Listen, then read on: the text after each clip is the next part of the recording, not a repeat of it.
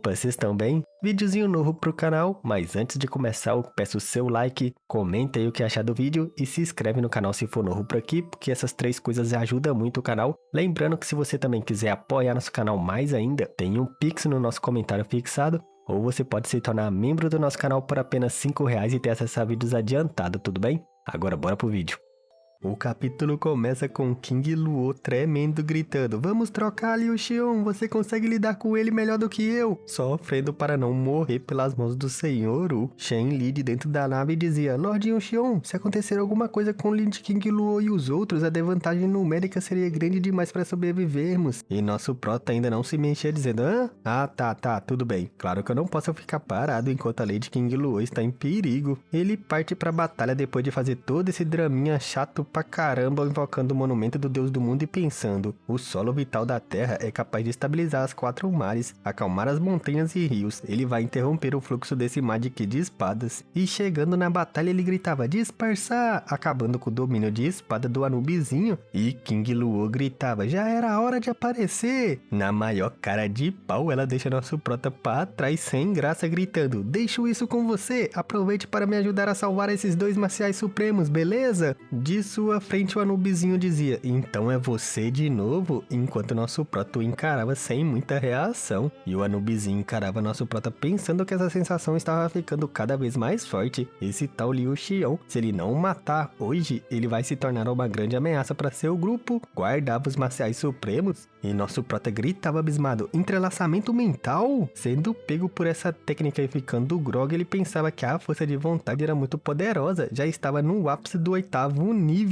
Porém, isso era totalmente inútil contra ele agora que ele refinou o 3º olho e colocou em sua testa. Resistindo à pressão da técnica mental, ele começa a brilhar muito como se fosse um anjo. E o Anubizinho exclama assustado e gritava: "O olho celestial antigo? Você roubou o olho celestial antigo de Gu Yusheng?". Nosso prota nem se dá ao luxo de responder sua pergunta e gritava: "Técnica de barreira ocular", canalizando sua energia no 3º olho. E numa fucking cena insana, vemos as 2 técnicas mentais, uma repelindo a outra em par de igualdade, assustando muito o Anubizinho, que achou que estava mais forte. O Lord Sheng também estava abismado encarando isso, gritando: "Uma escritura ancestral dourada", pois tinha vários daqueles caracteres místicos dourados na técnica do nosso prota. Mas o Senhor Wu não se dá por vencido e gritava: "Mesmo com um olho celestial antigo, o que você poderia fazer contra mim, seu insignificante?". E então ele usa mais uma técnica foda, filhão, o avanço ondulante, e vemos nosso prota cercado por lobos enquanto usava a arte dos olhos divinos e estrelas móveis. Que foda esses 2 lutando, mano. Nosso prota brincando, cercado pela técnica do Anubizinho, dizia: Ei, eu nunca pensei em te vencer". E resgatando as 2 velhotas supremas marciais, gritava: "Eu só precisava te distrair até liberar essas 2 velhotas". Mas o Anubizinho não tava nem um pouco abalado com isso. Encarando nosso prota, ele diz que ele já está usando o olho celestial antigo para manipulação espacial com um poder espiritual de nível 6. Ele era realmente um talento sem igual, e ousa dizer que nem mesmo Gu Feiyang se igualava ao talento natural do nosso prota, que jogava as 2 velhotas pro lado gritando: "Voltem, vocês não vão me ajudar". Encarando o Anubizinho, ele questionava: "E o que foi? Você tem algum problema com isso?". E ele dizia: "Sim, eu tenho sim". E cheio de espírito de batalha gritava que era por isso que ele deve morrer dessa vez. Alguém como nosso prota é perigoso demais para continuar vivo. E vemos ele usando outro nível de sua técnica avanço ondulante, a fechadura, gritando que o seu poder espiritual de nível 8 isolou esse espaço inteiro. Ele quer ver como o nosso prota vai se teletransportar agora. Se aproximando rapidamente, ele gritava que o artefato divino do nosso prota pode até rebater sua espada, mas será que aguenta sua arte espada celestial? E nosso prota, encarando, pensava que estava preso. Se assustando ao perceber o perigo e o caos, ele pensa que o poder dessa espada era tão grande que nem mesmo um supremo marcial ousaria enfrentá-la de frente facilmente. De dentro da nave, King Luo dizia: "O inimigo é forte demais, precisamos recuar agora", assustando Yefan, que gaguejava: O quê?". Incrédulo, ele gritava que nosso prota salvou eles e agora eles vão abandoná-lo. E ela grita questionando o que um novato como ele sabe. Eles só vão conservar suas forças para a próxima batalha. Quem vai se vingar se todos eles morrerem ali? E Yefan, sem graça, encarava dizendo que se ela quer fugir, tudo bem, pode ir, mas ele não vai sair dali. Irritando ela, que dizia: "Você é jovem demais, pirralho. Sua vida é tudo o que importa nesse mundo. E o companheiro de Efan estava na conversa gritando: Jovem mestre, se todos nós perdemos nossa vida hoje, todas as nossas ambições serão reduzidas a pó. Isso deixa Efan um pouco abalado, que dizia: Tanguan, deixe-me te perguntar uma coisa. E o mesmo fica abismado vendo seu tom sério. E indignado, Efan se vira gritando: se abandonarmos nossos amigos hoje, se fugimos como covardes, se perdemos nossos corações valentes e sucumbimos aos nossos demônios interiores, como teremos esperança de alcançar o ápice das artes marciais? Como vou poder falar de quaisquer ambições futuras? Assustando muito bem os dois velhote. O ancião barbudo, vendo a convicção do seu discípulo, gritava feliz: hahaha, eu estou muito orgulhoso de você, jovem mestre. Sem um coração forte, não passaremos de formigas que nunca poderão alcançar o caminho supremo, independente de qualquer cultivo do mundo. E Tonguan ficava sem palavras. King Luo, não muito abalada com essas palavras, questionava o que uma criança saberia sobre isso e não percebe um poder dourado irradiando do ataque do Anubizinho que tinha selado aquela área. Porém, Efan percebeu e gritava abismado: Lord Yuxion, fazendo todo mundo olhar pra batalha. De dentro da técnica do Anubizinho, nosso prata tinha usado aquela armadura capirotesca que conseguiu no Monte Meru para se proteger. E vendo isso abismado, Lord Shang gritava: isso é, que demoníaco! Sentindo a pressão que exalava dessa armadura maldita, ele gritava questionando se era uma armadura forjada a partir de que demoníaco. Não me diga que ainda existem demônios nesse mundo, assustando muito os três monstrinhos que estavam atrás dele. E como eu já suspeitava anteriormente, até tinha falado que ele estava mais para monstro do que para capiroto, o nome da raça deles estava sendo traduzido errado pela gringa até recentemente. Porém, foi consertado nos capítulos recentes. Os capirotos são outros seres, o Senhoru e os outros são monstros. E enquanto o Anubizinho estava concentrado em nosso prato, ele percebe alguma coisa muito poderosa se aproximando atrás dele. Era a carapaça de diamante chegando com tudo e ele gritava: o quê? Um monstro demoníaco? Lord Shang estava mais abismado ainda, gritando que tipo de monstro demoníaco era esse? Era uma nova espécie? E a monstrinha fofinha falava que estava sentindo a aura de um artefato nele. Será que não é um monstro demoníaco, mas sim um artefato Xuan? E o Anubizinho, que já tinha lutado com ele uma vez e, se eu não me engano, destruído ele? Ou eu tô confundindo com a Novel? Gritava gaguejando: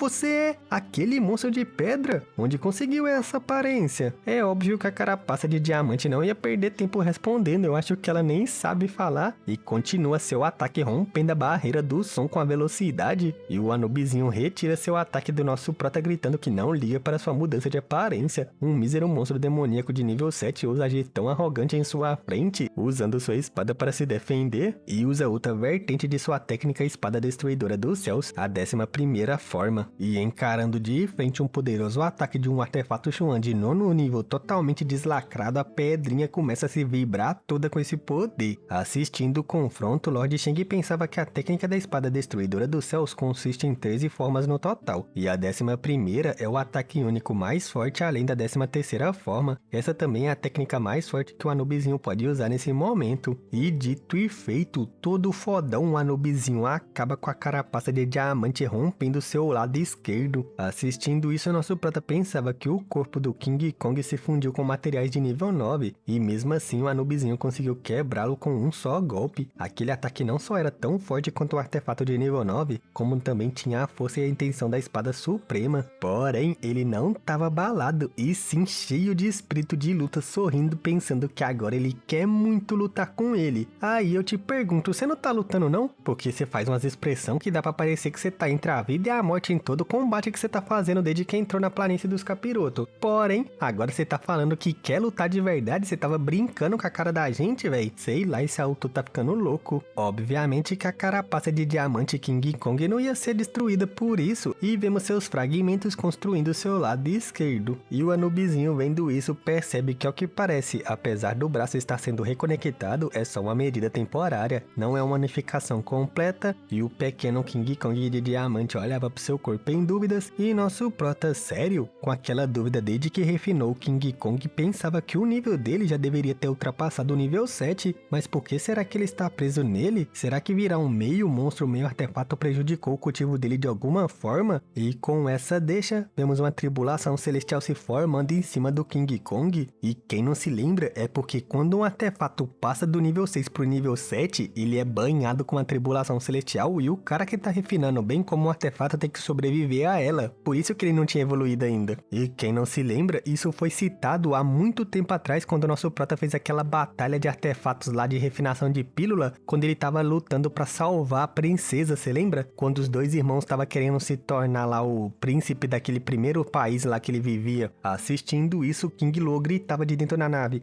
O que diabos está acontecendo? Diferente de Efan, que estava eufórico gritando que quem diria que Lord Yu era tão forte, que monte de metal é aquele? Um monstro demoníaco ou um artefato Xuan? E o pequeno King Kong abre seus braços esperando seu temperamento pelos raios. Assistindo isso, Lord Shang gritava: aquelas são as leis do céu e da terra? E a monstrinha intrigada questiona o que estava acontecendo. É só um monstro demoníaco de nível 7? Como diabos ele está invocando as leis do céu e da terra? As leis do céu e da terra misturado com os relâmpagos da tribulação celestial começam a temperar o corpo do King Kongzinho, entrando por seus olhos e tornando seu corpo todo uma torrente elétrica. E então, como um relâmpago, ele avança rugindo em direção ao Anubizinho, que pensava: como essa coisa está usando o poder das leis do céu e da terra? Tentando escapar, ele cria um portal gritando: avança ondulante, deslocamento espacial, para fugir desse próximo ataque. Mas o King Kongzinho não desistiu e continuou perseguindo como um míssil teleguiado, chamando sua atenção quando se vira assustado. E nosso prota, vendo isso, gritava: agora eu entendi! Então é assim que funciona? Ele pensa que depois que o monstro de pedra de diamante virou a cabacinha King Kong, ele virou um meio monstro, um meio artefato. E para um artefato Xuan avançar para o nível 8, ele precisa passar por uma provação de raios. Porém, não existe raio dentro do monumento do Deus do mundo. Assim, apesar da força dele ter avançado ao nível 8, ele não conseguia compreender as leis do céu e da terra e condensar um domínio pela falta de raios. Agora que ele está do lado de fora, a vontade dele de avançar para o nível 8 ativou os raios das leis do céu e da terra. Ele não só está usando o poder das leis, esta é a aprovação de raios que está recriando ele. O novo monstrinho estava prestes a subir de nível. O Senhor Wu pensava: então é isso, esse raio é a chave para a evolução desse monstro de pedra e vai me acertar também. Não sei se esse monstrinho pode aguentar, mas eu com certeza não posso. Vemos que enquanto o poder das leis do céu e da terra se aproximavam, Senhor Wu começou a se acalmar. Ele não dizia nada, mas estava pegando algo debaixo de sua manta. Era um frasco daquele sangue refinado. Eu acho que ele estava bebendo aquela essência de sangue do soberano dos 9 céus que ele tinha pestanejado antes, mas nesse momento crítico ele não pôde fazer outra escolha. E nosso prota, assistindo isso, podia sentir o poder vindo daquela garrafa de sangue dessa distância. Era algo incrível. No exato momento que ele assimilou o sangue, a tribulação celestial chegou e um escudo de força estava o protegendo. O choque da tribulação e do seu escudo parecia estar um impasse sem ninguém ter vantagem, mas não esqueça que no meio da tribulação tinha um pequeno King Kong que estava se transformando ao novo nível e seu punho começa a trincar o campo de defesa do Anubizinho. A energia densa dentro do campo de força vindo daquele sangue do soberano dos 9 céus faz até sua roupa se dissolver enquanto ele passava por uma transformação e seu corpo inteiro tremia. Uma marca aparece em sua testa e seu cabelo muda para uma cor carmesim e vemos como se ele tivesse possuído por um capiroto. Filho tava rindo no meio da batalha. E como se o monstrinho só tivesse esperando ele acabar de se transformar, ele consegue romper seu campo de força e o Anubizinho esperava seu ataque de frente. Vemos um ataque insano do monstrinho, punho diamantino do deus do relâmpago, enquanto o Anubizinho Senhor Wu usava sua técnica de espada destruidora dos céus, 13ª espada, e sentindo o poder dele, nosso prota estava em choque, até suando frio, gritando: essa é a intenção da espada! Mais uma vez vemos uma explosão catastrófica na planície dos capirotos enquanto a nave estava ao seu lado intacta. E no fim vemos que o King Kongzinho não foi capaz de suportar e começa a se desfragmentar, perdendo a vida até que volta a ser apenas o núcleo da besta de pedra. Nosso prota usa sua técnica ocular deslocamento espacial para chegar ao lado dele para pegar o núcleo para depois refinar de novo. E olha pro Anubizinho assustado, pois percebe que o bichinho não tinha nem um arranhão, ele tava ficando cada vez mais berés, véi. King Luo não era diferente do nosso prota, ela estava tão abismada que não tinha palavras vendo essa batalha e os capirotinhos também estavam bem sérios observando essa trocação insana. Vemos que os efeitos da essência do sangue do soberano dos 9 céus não tinha passado ainda. Ela começa a causar reações e espasmos no corpo do Anubizinho, que pensava que a reação em seu corpo estava começando a ficar cada vez mais violenta. Mas cheio de convicção, ele pensava que mesmo nesse momento, ele precisa matar nosso prota e geme de dor invocando sua espada novamente para tentar matar nosso meninão nesse último golpe. Nosso prota, enquanto guardava o núcleo da pequena pedra dentro do monumento do Deus do Mundo estava sorrindo, questionando: Ei, você está tão determinado assim a me matar que está ignorando a dor no seu corpo? Você, bem, pode até se considerar muito forte, porém, se quiser me matar, isso ainda não é o bastante. E vemos uma energia espalhando por seu corpo, e terminando a fusão com a alma do dragão, ele dizia: se você quer me matar, por que você acha que eu não iria querer te matar também? E nosso prota fica muito foda nessa transformação, mano. Dentro do monumento do Deus do Mundo, vemos a projeção do nosso prota gritando: Uzinho, transfira todo o seu poder pra mim. E o centaurozinho gritava: tá ficando é maluco, tio? Você não vai conseguir lidar com ele mesmo que eu dê tudo de mim. E nosso prota irritado gritava: só faz o que eu tô te mandando. Eu sinto muito mesmo dessa vez, prometo te compensar depois. E o bichinho estava gritando desolado, enquanto ele gritava: compensar meu ovo, seu tolo maldito. Sua forma ia regredindo a quase um embrião, e ele já tava tão biruta que estava falando coisa com coisa. Soem os tambores, hora de lutar, pirralho, babaca nojento, seu caipira, você é um arruaceiro, seu covarde cabeça de martelo, palhaço vesgo sobrancelhudo, tolo maldito. E nosso prota, sem entender, questionava: hã? Ele sabe tantas palavras pra xingar? E fora do monumento do Deus do Mundo, vemos ele todo foda como se fosse um deus egípcio dizendo: chega de me xingar, Uzinho, se eu morrer o monumento do Deus do Mundo perderá seu mestre e você ficará à deriva no vazio por incontáveis anos. Em sua longa vida, vale mesmo a pena agir assim por alguns anos difíceis comigo? O Anubizinho se tremia todo, parece que seu corpo estava perto do colapso, mas estava resoluto em terminar a luta com nosso prota, e nosso prota retirava seu outro artefato supremo, o caldeirão das montanhas e dos rios pra fora. O Anubizinho, mesmo com toda a carga em seu corpo, gritava: técnica da espada destruidora dos céus! E nosso prota também gritava: é vida ou morte, tudo será decidido nesse golpe! As escrituras místicas douradas começam a banhar o caldeirão, enchendo ele de energia que começa a se expandir numa cor dourada divina. Vemos uma arte insana do caldeirão das montanhas e dos rios, o apoio e a supressão das montanhas e dos rios. O Lord Shang estava totalmente abismado com as escrituras místicas douradas e pensava: de novo? Esses símbolos antigos dourados, quantos? E o Anubizinho estava tão assustado com essa pressão que não tinha palavras, exclamando, e encarava seriamente nosso prota. Mas como eu disse, ele estava resoluto para matá-lo dessa vez e gritava: 11ª forma da espada! E uma energia totalmente flamejante começa a banhar sua espada por seu ataque derradeiro. Mas nosso prota não era diferente. O caldeirão também brilhava como se fosse um canhão de plasma, e ele gritava: não ligo para seus golpes de espada, me recuso a acreditar que você consegue cortar esse caldeirão. E como eu já falei, essa cena tava ficando insana demais. O caldeirão das montanhas e dos rios estava enorme como se fosse um canhão divino de plasma, e ele engolia a espada do Anubizinho que ia se desfragmentando, assustando muito mesmo vendo isso. Ele se assusta muito, trancou o butico que não passa nem o Wi-Fi vendo o poderoso artefato do nosso prota. Vai saber quantas cartas na manga esse moleque tinha, mano. E para ele, a representação desse caldeirão era nada mais nada menos que indestrutível, como se fosse uma montanha celestial, enquanto ele era apenas uma pessoa. O Lord Shang, percebendo o perigo e o caos, já gritava: Ri, vai ajudá-lo! E vemos o papagaiozinho saindo a toda velocidade tentando salvar o Senhor Wu. O Anubizinho, no meio desse ataque, se tremelicava todo, pensando que o poder desse caldeirão não tem limites. Ele ia além de um artefato de nível 9 comum, senão seria impossível engolir a luz de sua espada. Sem mais energias para resistir, ele simplesmente aceita sua morte iminente e fecha seu olho, perdendo sua transformação para esse ataque insano do nosso prota. Mas alguns instantes se passam e ele abre seu olho exausto, em dúvidas, questionando o que tinha acontecido, e vemos que o caldeirão do nosso prota perdeu todo o seu brilho e ele tinha voltado ao normal, não tinha mais energia para fazer esse ataque. Nossa, agora eu lembrei, verdade, na nova aconteceu a mesma coisa, nosso prota não matou esse merda agora por causa do roteiro, mano. Era só ter matado esse cara e mais pra frente fazer outro inimigo, mano. Nossa, que raiva que me deu quando eu tava lendo e agora tá me dando raiva de novo. O papagaiozinho chega na frente do Senhor Wu, segurando ele, gritando: você vai ficar parado aí que nem um idiota esperando a morte, rapaz? Enquanto nosso prota recuperava o caldeirão. Exausto, respirando pesadamente com sua transformação se esgotando, ele pensava que era só mais um pouco. Só mais um pouco ele teria destruído completamente o Senhor Wu, e estava totalmente irritado com isso, e vemos que seu olho refinado também se fragmentou com toda a energia que ele usou. E Efan, vendo seu estado exausto, lamentável, corria em sua direção gritando: jovem mestre Wu, para o ajudar, e o agarra no exato momento que sua transformação acabou, questionando questionando se ele estava bem, chamando por ele preocupado. E vemos o papagaiozinho também sofrendo para carregar o Anubizinho. Os dois voltam para seus respectivos grupos, um para a nave e o outro para o navio. E o Lord Shang se aproxima preocupado com o Senhor Wu junto com a monstrinha. E ele estava no chão tossindo, falando: Lord Shang,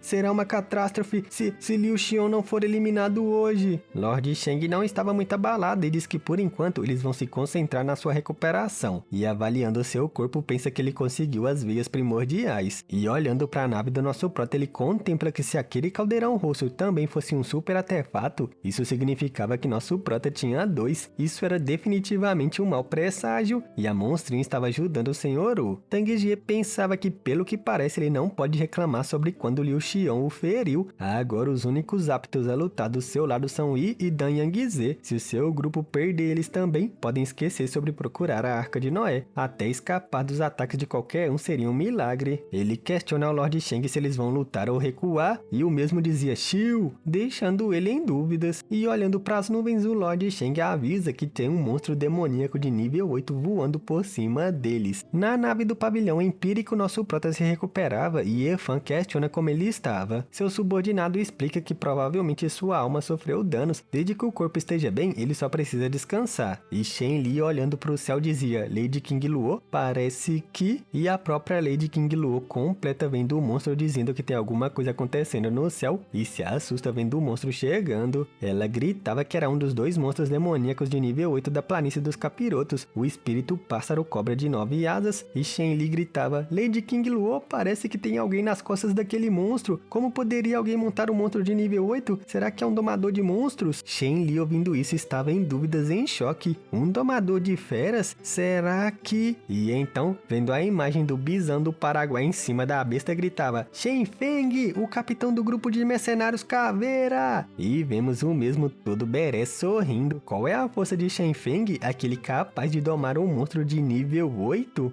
Esse capítulo começa com a besta cobrindo toda a nave de King Luo, que estava abismada, se tremendo toda e gritava: não é possível! O líder do grupo dos mercenários de esqueleto em choque se vira e grita: Está ferido, Senhor Wu, o que aconteceu? E o Anubizinho exausto, contente, dizia: Os céus realmente estão do meu lado, eu nunca imaginei que você conseguiria dominar o espírito do pássaro cobra de 9 asas sozinho, me dê uma ajudinha aqui, Shen Feng! E o projeto de bisão da Deep Web dizia que era claro, ele também tem algumas questões que precisam da sua ajuda. Tudo bem, Senhor Wu? Deixe isso comigo. E o Anubizinho gritava: Lá dentro tem...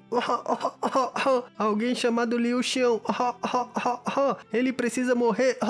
Ele não pode sobreviver. E a monstrinha fofinha dizia: Yu, acalme-se, pare de falar. O projeto de bison do Paraguai gritava: Como desejar, atacando com a besta sem mais nem menos. E King Luo, em choque, gritava: Ele está vindo! Somos do pavilhão da União Celestial, não haverá lugar seguro para você no continente Tianhu se você nos matar! Mas estava com medo e em choque. O cara não dá nem ideia e já controla sua bestinha de estimação para atacar com tudo. E vemos que nosso prota estava um pouco abalado, cabisbaixo e tremendo. Ou ele percebeu algo? Eu acho que foi a segunda opção, porque ele se levanta e caminha para frente, deixando o Yefan em dúvidas, seu subordinado questionando: Jovem mestrinho, o que aconteceu? O que faremos agora? Só que nosso rei do deboche não responde e olhava para o céu sorrindo, percebendo que alguma coisa estava prestes a acontecer. E enquanto a ave cobra do bisão do Paraguai atacava sem dar chance de defesa para o grupo do nosso prota, vemos que dentro da nave ele estava sorrindo e Efan gritava desesperado: Jovem mestre 1, saia do caminho! E ele dizia: Ei, não se preocupe, tá tudo bem. Uma moeda de ouro protege a nave. King Luo estava em choque e nosso prota, olhando para ele, dizia que a sorte sorriu para ele de novo dessa vez, deixando o Yefan totalmente abismado e em choque sem saber o que estava acontecendo. Uma voz que deixa todo mundo em choque dizia: Liu Xiong, pare de bancar o fodão, tio. Você estaria tão calmo agora se não tivesse sentido a minha presença? E vemos alguém chegando voando numa espécie de moeda de ouro passando pelo portal do vazio. De cima da moeda, vemos alguém bufando como se fosse o rei da porra toda que acabou de chegar, fi, bolado barato demais. Tang Jie, em choque, gritava: Qian Udi, da Guilda Riqueza Dourada, o que faz aqui? E Qian Udi, o jovem mestre da Guilda Riqueza Dourada de cima da moeda de ouro, dizia: Liu Xiong, eu quero muito esmagar essa sua cara nojenta. Porém, vemos que nosso prota tava brincando no meio do pelego todo e tava comendo um churrasco chinês, questionando: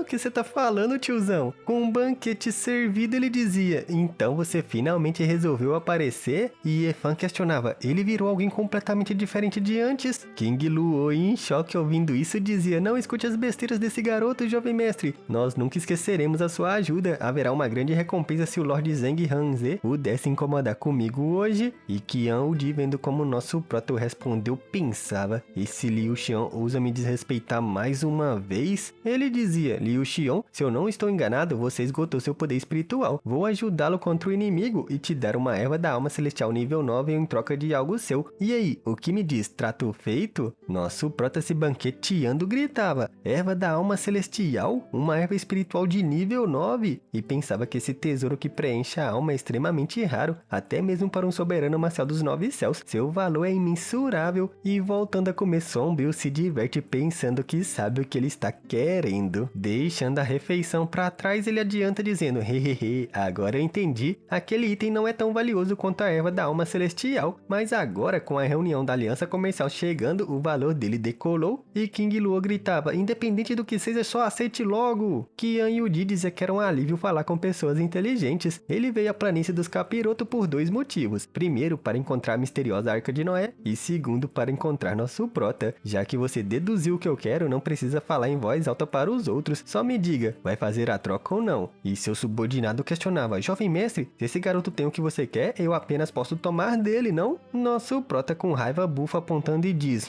vai vir pegar? Quem você pensa que é? Acha mesmo que eu não vou jogar isso por Tang Jie agora mesmo? Aposto que ele ficaria feliz de pôr as mãos nisso. E Qian Yudi, com essa ameaça, gritava: não faça isso, me responda logo, aceita ou não? E Tang Jie fica em dúvidas ouvindo isso. Qian Yudi questiona: ei, por que você está sorrindo? Você vai aceitar ou não? Fala logo, para de brincar, diga de maneira direta. Nosso prata, brincando, pensava que Qian Yudi já chegou no nível de um imperador marcial. Se ele comer a fruta das 7 constelações e compreender todos os princípios marciais do reino das 7 constelações, ele chegaria rapidamente ao ápice do imperador marcial. E contando com recursos de sua guild, é bem possível que ele vire um supremo marcial. Essa fruta das 7 constelações virou extremamente importante, especialmente agora com a reunião da aliança comercial chegando. E King Luo, em choque, dizia: você precisa aceitar, vai logo. Qian Yudi, perdendo a paciência, gritava: tudo bem, se você não quer, beleza, então eu vou embora. E King Luo, entrando na conversa, gritava: não vai, ele vai concordar. E nosso prota, apontando, dizia que concorda, mas ele quer 3 ervas da alma celestial e 10 bilhões de pedras primordiais medianas. E assim que ouve isso, King Luo fica totalmente perdido, em choque, questionando: o quê? Ela pensava: não provoque a guilda da riqueza dourada, Liu Xiong, seu idiota, estaremos perdidos se eles nos abandonarem. E Tang Jie, vendo essa negociação, pensava: caramba, que tipo de item é esse que poderia ter esse tipo de preço astronômico? Enquanto olhava os dois discutindo, King Luo, com raiva, segura nosso prota, gritando: não exagere, Liu Xiong, o jovem mestre Udi mostrou nobreza e justiça para nos salvar, e você, o que você poderia ter para pedir uma coisa dessas? Seu comportamento é vergonhoso. E nosso prota, com raiva, aponta para ela dizendo: ei, façam ela calar a boca, tá enchendo o saco. E Qian Yudi concorda, apontando pro seu subordinado, que dá um ataque direto no pescoço dela, fazendo ela gritar muito de dor. Uma coleira aparece em seu pescoço e ela começa: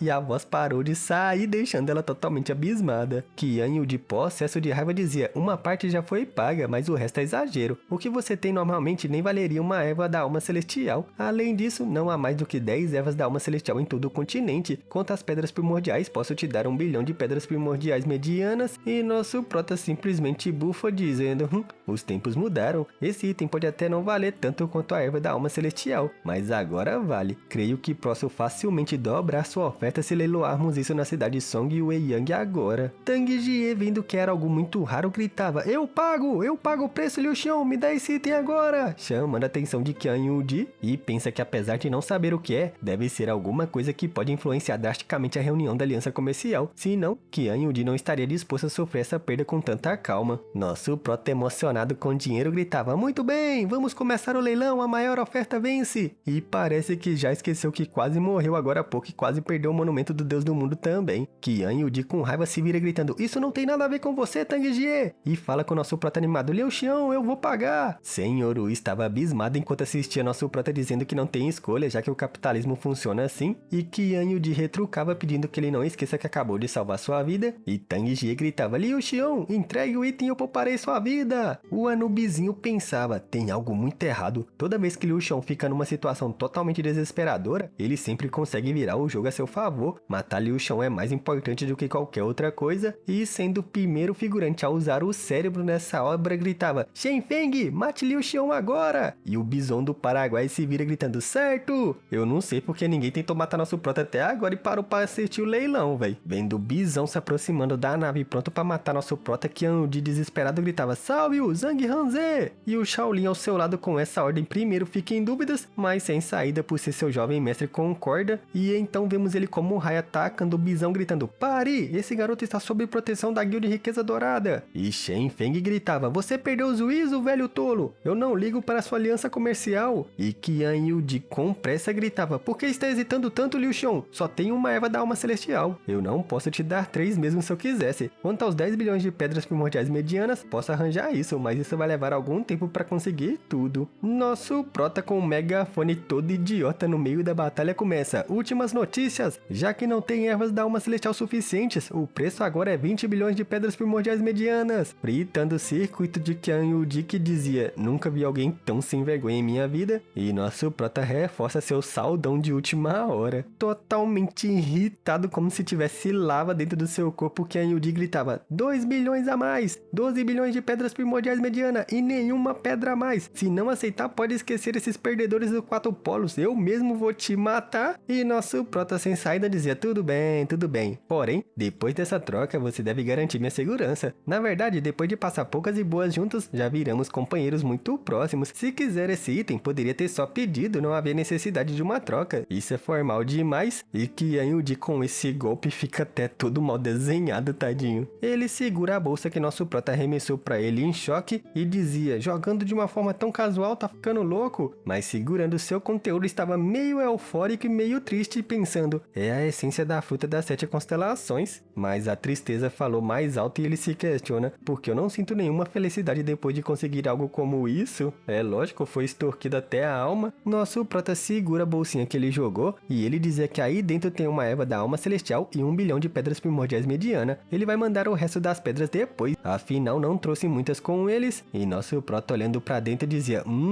e pensava que apesar da qualidade ser meio baixa, é sem dúvidas a erva da alma celestial. Todo brincalhão ele dizia: obrigado, irmão Qian, por favor me proteja. E Qian Yudi dizia: eu já prometi sua segurança, então não tema, eu mesmo quero pisar na sua cara futuramente. O Shaolin, vendo a negociação terminada, questionava: será que ele está planejando consumir a erva agora? Mesmo que a erva só use metade de seu poder, esse garoto provavelmente morrerá na hora, né? E o Bison pensava que com esse nível de cultivo consumi-la diretamente com certeza vai fazer ele explodir. E bufava: bem, isso vai me poupar muito tempo. Vemos o subordinado de Yefan dizendo: você vai comer mesmo assim? Isso pode ser desastroso. E o ancião ruivinho dizia: você vai explodir, garoto, pare com isso. E nosso prota segurando a erva dizia: vocês têm um bom ponto, hein? Porém, descartando a preocupação de todos, ele já manda pra dentro depois de passar num molinho top de linha dizendo que ele vai dar uma jornada explosiva na gastronomia, filhão. Toma. E todo mundo tava em choque com esse moleque idiota, véi. A cena do nosso prota engolindo a erva da alma celestial virou um evento que todo mundo parou tudo que estava fazendo pra assistir, e o grupo de pessoas no barco do Lord Shang não era diferente. Todo mundo estava apreensivo esperando que nosso prota explodisse, né? O Senhor Wu estava em choque pensando que não conseguiu matar nosso prota de novo dessa vez. Ele ainda estava muito firme, e Tang Jie pensava o que diabos nosso prota deu pra Qian Yudi, porque ele não deu pra ele. Lá ele. Qian Yudi, todo debochado, dizia: ei, a reunião da aliança comercial está muito próxima, irmão Tang, e você está aqui relaxando na planície do capiroto. Tenho que admitir que você tem culhões. Aliás, como está meu mano Tang Xin? Você acha que ele levará o portão do 4 polos às alturas? E Tang Jie irritado gritava: Tang Xin? E questiona se isso era intencional. E o Senhor Wu murmurava: Liu Xião, esse desprezível. Tang Jie, indignado, gritava questionando: e aquele desgraçado do Tang Xin sequer merece representar o portão dos 4 polos? E o Lord Shang, alheio a isso, dizia que não há mais sentido de ficarem ali. Vamos, venha, jovem mestre Tang. E indignado por ter que que deixar a batalha assim, ele simplesmente se vira estalando a língua de raiva. Vemos Shen Li e King Lo suspirando por terem sobrevivido a essa provação enquanto assistia a besta se distanciando. E enquanto seus subordinados diziam finalmente, e Efan olhava pro nosso prota que tremia questionando o que estava acontecendo e vendo nosso meninão se tremendo todo parecendo que estava possuído por um capiroto gritava Lord Yuxion, o que está acontecendo? O monge Shaolin questionava que desperdício de uma erva de alma de nível 9, essa coisa vai explodir o corpo dele, que tal deixarmos eles aqui enquanto perseguimos o portão do Quatro Polos, jovem mestre? E de dentro da nave ouvimos alguém preocupado gritando Lord Yun, qual é o problema? Diga! Qian Yu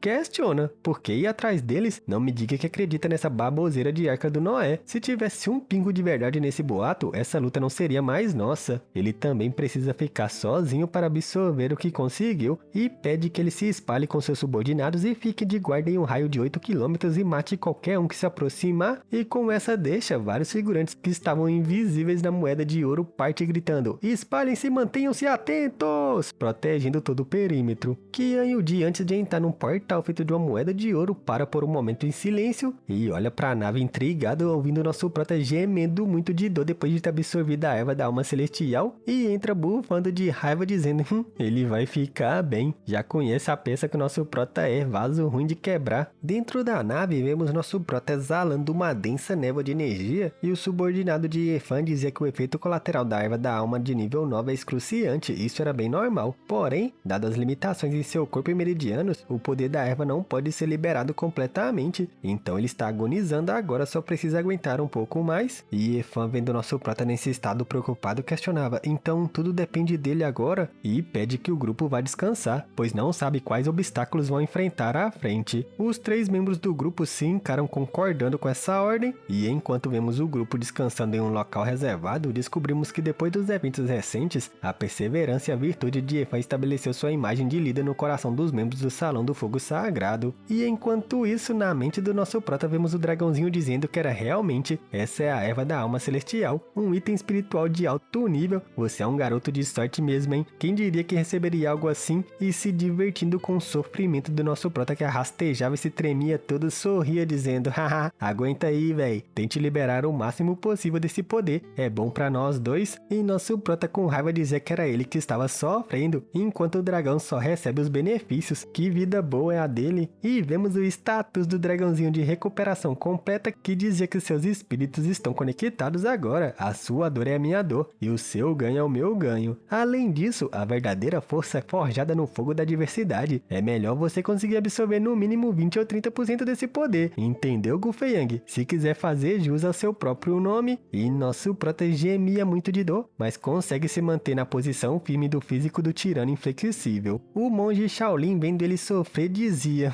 só um pouquinho dessa erva está fazendo ele sofrer tanto assim, que inútil. E nosso prota gemia muito de dor com sua sessão agonizante. Vemos que na planície do capiroto, um silêncio dominava o local, sendo interrompido constantemente pelos gemidos de dor do nosso prota enquanto absorvia a erva, e enquanto ele sangrava, vemos que o seu Dantian é como um vórtex. O dragãozinho, não brincando mais, dizia, garoto, não me diga que está planejando liberar todo o poder dessa erva. Seu físico do tirano inflexível pode até aguentar isso, porém, isso é o cultivo. Você só está no reino de um grão-mestre marcial, está brincando com fogo? E nosso prota diz que essa técnica secreta usa o Dantian como um caldeirão para aprimorar o poder da erva, maximizando sua eficiência. Porém, o risco era muito alto. Se ele não conseguir controlar bem seu Dantian, pode se partir fazendo explodir. E o dragãozinho desesperado ouvindo isso dizia, ei, você só está brincando, certo? Nem pense em levar isso mais a sério. Pare agora, pra que arriscar tudo? Fazer isso só te dará um pequeno avanço no seu cultivo, mas se você perder já era. E lembre-se que se você bater as botas, adivinha quem vai ter que limpar a bagunça? Eu! E nosso prota com raiva dizia, só anda logo e me ajude, mais ação e menos conversa, sou um alquimista de nível 9, como posso deixar uma erva tão preciosa ser desperdiçada? E com uma imagem épica de um caldeirão de fogo despejando lava em nosso prota, ele dizia que vai usar seu corpo como um caldeirão para aproveitá-la ao máximo, e o dragãozinho, vendo ele gemendo de dor, gritava, você é um louco, totalmente desesperado com essa cena épica. Porém, ele deixa de papo furado e assume sua forma verdadeira de dragão demoníaco, dizendo, tudo bem, vamos nessa. E nosso prota também tinha projetado seu avatar da alma. O dragão, pronto para dar uma dentada na energia da erva, questiona, chama isso de erva da alma? Vou te devorar tudo de uma só vez. Só que vemos uma uma cena meio que inversa do que eu esperei, o dragão estava sendo absorvido pela erva da alma, enquanto nosso prota estava refinando ele num círculo de energia. Ele cospe muito sangue, chamando a atenção de Efan, que gritava Lord Liu Xiong, e seu subordinado para gritando não interfira, o corpo de Liu Xiong é muito mais resistente do que um grão-mestre marcial comum, provavelmente é por isso que ele está liberando tanto poder. Ao julgar pela dor, ele deve estar chegando perto de 10% da erva, e Efan questiona 10% de uma erva da alma de nível 9, e seu subordinado avisa que isso será incrivelmente difícil de aguentar, até mesmo para um imperador marcial como ele, e o monge Shaolin questiona quem diria que nosso prota conseguiria aguentar tanto poder com esse corpo de um grão-mestre marcial. É realmente um garoto impressionante, e o dragãozinho estufado de tanta energia dizia, garoto, você é duro na queda, hein? Já lidamos com metade do poder dessa erva, hahaha, essa sensação é incrível, me recuperei completamente agora. E vendo que nosso prota não parava, questionava, você não está planejando extrair cada gota de poder dessa erva, certo garoto? Não podemos aguentar tudo isso, não no nosso estado atual. E nosso prota dizia, ei, não me superestime, nem mesmo um alquimista de nível 9 ousaria dizer que consegue extrair 100% dessa erva. Além disso, estou usando o meu corpo físico, consegui 70% é o melhor que posso fazer. E o dragão se unindo com nosso prota dizia que 70% já era incrível. Ele vai usar a técnica de fusão da alma secreta para tentar aumentar seu poder espiritual diretamente até o ápice do 6º nível. E vemos o avatar da alma do nosso prota completando a transformação de dragão, que deixa ele com aquele design e traços de dragão muito épico, questionando ápice do 6º nível. Do lado de fora, nosso prota se acalma e senta em meditação em posição de lótus, e o dragãozinho fala que faltou pouco para eles alcançarem o ápice do 6º nível, e Efan se aproximando questionava, Lord Liu Xiong, como foi? E nosso prota exausto, respirando pesadamente, falava que essa erva da alma celestial o levando até o 6º nível já é mais do que podia pedir, e se levantando como se nada tivesse acontecido, pede desculpa por fazer todos esperarem. Da moeda de ouro, vemos que a Yudi bufando, dizendo, você engoliu uma erva da alma de nível 9 inteira e nem conseguiu uma única estrela, que desperdício, parece que nem mesmo conseguiu usar 10% do poder dela. A energia espiritual dessa erva é muito potente, até metade dela deveria ser o suficiente para fazer alguém do seu nível conseguir uma estrela, e nosso prota sem graça pensava, ah, ele também acabou. Ele se vira e questiona, como está se sentindo? Conseguiu compreender a intenção marcial do reino das 7 constelações, e pensa que apesar de ainda ser um imperador marcial de uma estrela, sua aura passou por uma grande mudança. Qian Yudi não responde e o encara, e o Shaolin atrás dele fica intrigado ouvindo isso. Ele pensa, então o jovem mestre trocou a erva da alma pela essência do cultivo das 7 constelações? Em um momento tão importante? Bem, não me admira que esse garoto pediu um preço tão alto e o jovem mestre concordou. King Luo, acorrentada, chorava pensando, você tinha a essência o tempo todo e ainda assim comeu as minhas? Enquanto encarava o descarado do nosso prota, e Qian Yudi dizia que isso não era da conta do nosso prota. Porém, ele estava ansioso para ver nosso prota novamente na cidade Song Moonrise. Se tivesse que chutar, diria que você planeja representar a guilda comercial de Tianwan, certo? E nosso prota não responde, mas dá um sorrisinho cafajeste dando a entender que o cara acertou em cheio na sua suposição. E Qian Yudi dizia, muito bem, farei jus a minhas palavras quando chegar a hora, eu vou chutar a sua cara nesse torneio. E nosso prota não se importando dizia, claro, quer saber? Vamos deixar isso mais interessante, que tal fazer uma apostinha? Digamos, 1 bilhão de pedras primordiais medianas? Qian Yudi irritado gritava, se você morrer nas minhas mãos, de quem eu deveria cobrar isso? Sua audácia é enorme. E nosso prota com seu alto ego ganancioso de gatinho dizia, não se esqueça, você ainda me deve 1,1 bilhão, porém se eu perder, vou considerar a dívida paga. E o monge Shaolin dizia, jovem mestre, como você poderia perder com sua força? E Qian Yudi intrigado pensava, naquela época no Monte Meru, Liu Xiong só estava no reino rei marcial, porém seu cultivo era comparável ao de um imperador marcial. Agora que ele virou um grão-mestre marcial de 3 estrelas, é impossível saber sua verdadeira força. Porém, não podendo dar para trás, ele grita, tudo bem, temos um acordo, serão 1 bilhão de pedras primordiais medianas. E nosso prota contente grita, excelente, promessa é dívida, hein? E se vira comemorando, ele mordeu a isca, e Shenli intrigada pensava, ele realmente tem um hábito de se aproveitar da aliança comercial, certo? Qian Yudi vendo nosso prota babando, gritava com raiva, por que está com esse sorrisinho? Mas vemos que era porque aos olhos do nosso prota, ele estava mais para uma mina de ouro, e nosso meninão esfregando a mão dizia que mal pode esperar. Ele comenta que ouviu dizer que os 2 volumes das técnicas mais fortes da facção da riqueza dourada são os pergaminhos do sol e o pergaminho lunar. Antigamente o seu tio Qian Kong Lai chegou ao poder usando esses 2 pergaminhos para alcançar a 22ª posição na tabela de força. Ele foi admirado por todo o continente, e Qian Yudi fica intrigado ouvindo essa indagação. O monge Shaolin dizia dizia que o único que pode dominar ambos os pergaminhos era Lord Kong Lai. Naquela época, o pergaminho do Luai estava com Lord Kang Luai, mas dizem que foi roubado. E nosso prota se vira sem graça murmurando: hahaha, quem iria tão longe a ponto de roubar a técnica de cultivo de outra pessoa? E Efan estava em dúvida, percebendo que ele estava agindo estranho. Qian Yudi dizia que quanto ao ladrão do pergaminho, seu tio nunca disse quem foi. Talvez ele tenha planejado recuperá-lo sozinho. E seu subordinado dizia que não seria fácil. Para roubar do Lord Qian Kong Lai, essa pessoa teria que estar no mínimo entre os 20 mais fortes. E nosso prota desconversando, mudando de assunto, dizia: enfim, estamos fugindo do assunto, não? O ponto que eu queria chegar é para você não se esquecer de comparecer. Tudo bem, jovem mestre Yudi? Porém, uma energia ou aquela onda de ratos aparece no horizonte, chamando a atenção do grupo, que fica intrigado em dúvidas. E Efan, chamando a atenção do nosso prota, balança a cabeça gritando: Lord Yuxion. E nosso meninão intrigado, olhando para aquela direção, pensava: os sentidos de Efan devem estar ficando mais afiados. É naquela direção que está a Arca de Noé?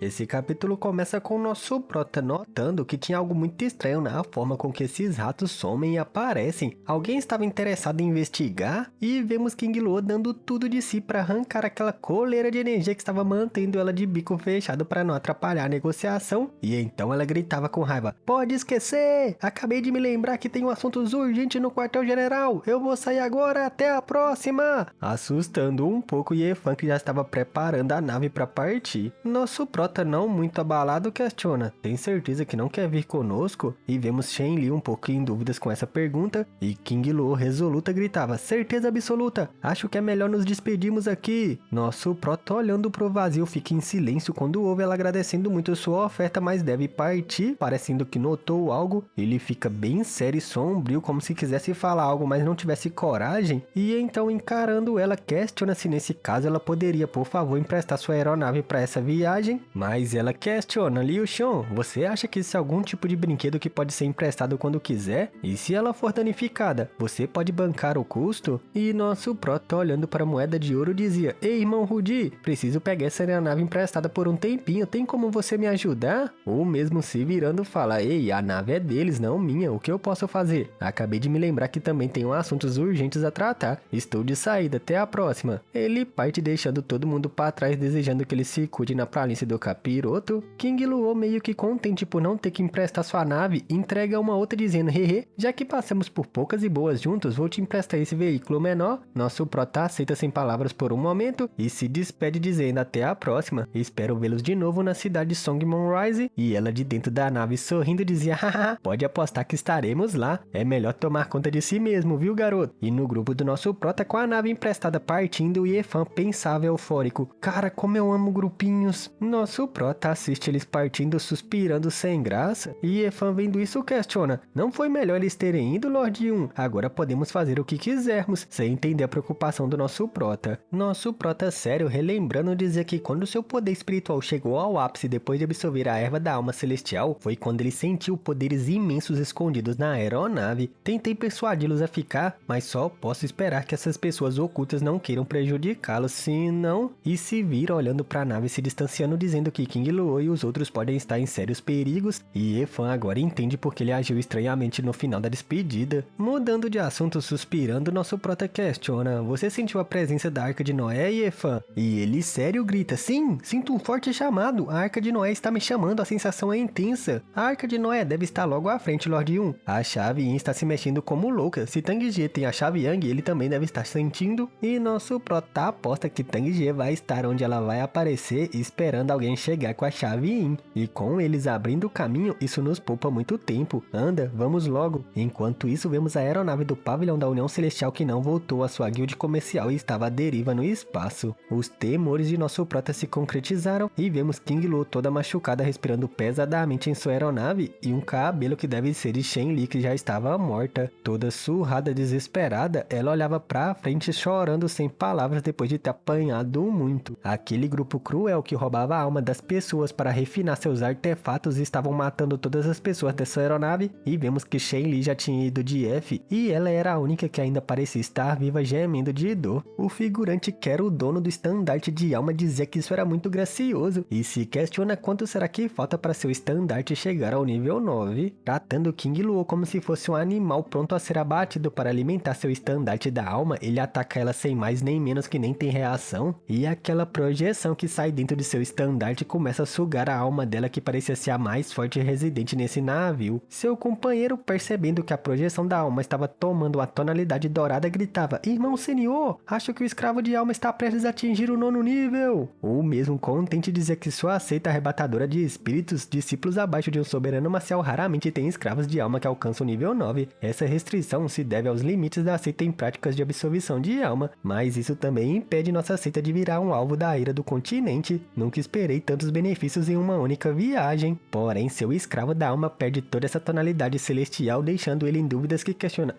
ele parou de evoluir, estava tão perto de concluir, mas ainda não é o suficiente. Seu companheiro dizia: "Não se preocupe, irmão senhor, há vários indivíduos poderosos espalhados pela planície do Capiroto." E seu outro colega fala que mais alguns supremos marciais devem bastar para terminar sua evolução, e o cara, ouvindo eles, dizia: sim, vocês têm razão, irmãos juniores." Mas vemos que os dois perceberam seu tom de voz meio estranho e estavam sendo cercados pela projeção da alma de seu artefato. Eles começam a tremer em dúvidas quando ouve a fala dele dizendo que mais 2 supremos marciais devem ser mais que o suficientes, e o escravo da alma encara os dois como se fosse um lanchinho. Como eles suspeitaram, o cara tinha mandado seu escravo da alma absorver a alma dos dois para completar sua evolução, mas eles só podiam gemer sem saída, pois não tinham forças para se libertar. Os outros 2 que não foram pegos estavam em dúvidas atrás do cara, gritando: "O quê? Ei, que isso? Por que vocês estão fazendo isso?" Eles se afastam rapidamente, gritando: "O que você está fazendo, irmão senhor?" E o cara dizia: "Ei, não precisam ter medo, irmãos juniores, 2 já bastam." E encarando os dois, ele explica que seu escravo da alma estava prestes a evoluir, ele não podia mais esperar. Todas as recompensas, incluindo os escravos da alma desses 2 discípulos, agora são os seus. Quanto ao que aconteceu, tenho certeza que vocês mal conseguem se lembrar, certo? Os 2 tremiam de medos, mas se encaram sem palavras, pois não tinha saída nessa situação. E então, revirando cadáveres de seus antigos parceiros, dizia: "Pobres irmãos, vocês tinham tanto potencial com seus talentos, quem diria que morreriam em sua primeira missão na mão do inimigo?" E seu companheiro, seguindo a deixa, gritava: "Suas mortes não serão em vão, vamos canalizar sua angústia e determinação para cumprir nossa missão sob a tutela do irmão senhor."